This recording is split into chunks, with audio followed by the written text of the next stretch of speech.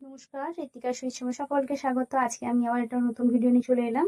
এখানে আমি পুরো রেডি করে রেখেছি, আমি পুরোটা স্টিচ করে দেখাবো। হ্যাঁ, ব্রা কাট ব্লাউজের কেউ যদি কাটিং দেখতে চায় অবশ্যই আমাকে কমেন্টে বলবেন, কাটিং করে দেখিয়ে দেবো কেমন করে কাটিং করতে হয়। সর্বপ্রথম আমি এটা জুড়বো, এটাকে করবো, এটাকে আমি আগে টেকিং দেবো। এর ছোট দিকটা সামনে থাকবে, বড় দিকটা পিছনে থাকবে। আমি এটাকে ফার্স্ট টেকিং দেবো 1/2 ইঞ্চি, এরকম ভাবে মুড়ে ধরে নিয়ে আমি এরকম ভাবে 1/2 ইঞ্চিতে দাগ দেবো। 1/2 ইঞ্চিতে দাগ দিলাম, দিয়ে এবার একটু কনাচে করে দাগ দেবেন। ঠিক এটাকে ডবল সেলাই মারবেন, তারপরে এই খাপের সঙ্গে জুড়বো। এটাকে আগে ডবল সেলাই দেবেন, তারপরে এই খাপের সঙ্গে জুড়বো।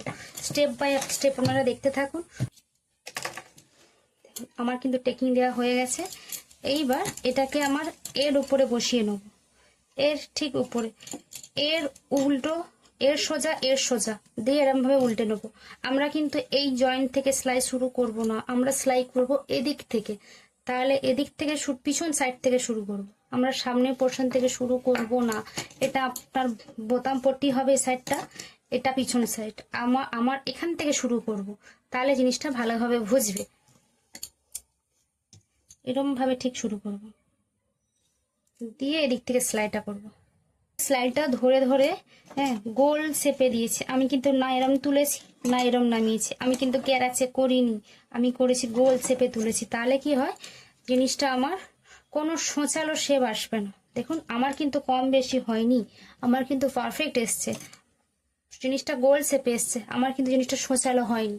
ঠিক একইভাবে এটাকেও আমি বসিয়ে নেবো। হ্যাঁ, ঠিক আপনারা একই পদ্ধতিতে এদিক থেকে সেলাই করবেন না, করবেন আগে এখান থেকে সেলাই করলে জিনিসটা পারফেক্ট বসবে। যদি আপনার কাটিং ঠিক থাকে, মেজারমেন্ট ঠিক থাকে, তাহলে আপনার পারফেক্ট ভাবে বসবে। যদি মেজারমেন্ট ঠিক না থাকে তাহলে আপনার ভুলভাল হয়ে যাবে।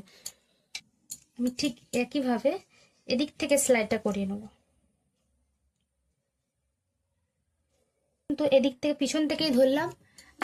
আমি কিন্তু পিছন থেকে ধরে সামনে দিকে গিয়ে না, দেখুন আমার কিন্তু কোথাও কম বা বেশি হয়নি। আমি এর উপরে আর একটা ডাবল সেলাই দিয়ে দেবো। দেখুন আমার কিন্তু পারফেক্ট ভাবে এসছে। এবার বলি, এটা 32-34 সাইজের জন্য ঠিক আছে, কিন্তু যখনই আপনারা হেভি সাইজ মানে 36 বা 38 সাইজ করতে যাবেন, তখন এর উপরে একটা চাপ দিয়ে দেবেন, তাহলে কোনো সমস্যা হবে না। কারণ হেভি সাইজের জন্য একটু পারফেক্ট। একইভাবে আমি এটাকেও বসিয়ে নেবো। যারা নতুন নতুন শিখছেন তারা কিন্তু এটাকে পুরো আগে স্টিচ করে নেবে, প্রত্যেকটা পার্ট টু পার্ট আগে স্টিচ করে নেবে। আমার যেহেতু স্টিচের সময় হচ্ছে নিয়ে খুব চাপ আছে, সময় হয়ে উঠছে না, আমি যার জন্য একটু একটু করে দেখুন আঠা লাগিয়ে নিয়েছি। তাহলে কি জিনিসটা পারফেক্ট ভাবে আটকে গেছে। দিয়ে আমি কিন্তু একইভাবে এটা সোজা দিয়ে এরভাবে উল্টে নেবো। আমি কিন্তু সোজা দিক থেকে বোতাম পট্টি থেকে শুরু করছি না, আমি করব এই পিছন ফ্রন্ট থেকে, এই পিছন দিক থেকে শুরু করছি। দেখুন আমার কিন্তু এখানে পারফেক্ট ভাবে বসে গেছে। এবার বলি, এটা যেহেতু আমি উল্টো দিক থেকে করেছি, যদি কখনো কম বেশি হয় তাহলে বুঝবেন আপনার মেজারমেন্টে কোথাও কম বেশি আছে। আপনি যে মেজারমেন্ট নিয়েছেন সেখানে কম বেশি আছে।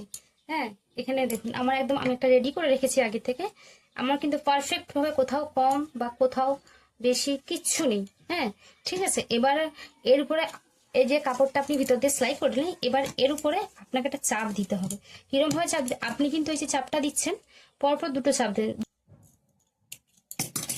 দেখুন আমার কিন্তু পারফেক্ট ভাবে এসছে, আমার কিন্তু কোথাও কম বা বেশি কিচ্ছু নেই, একদম ডান।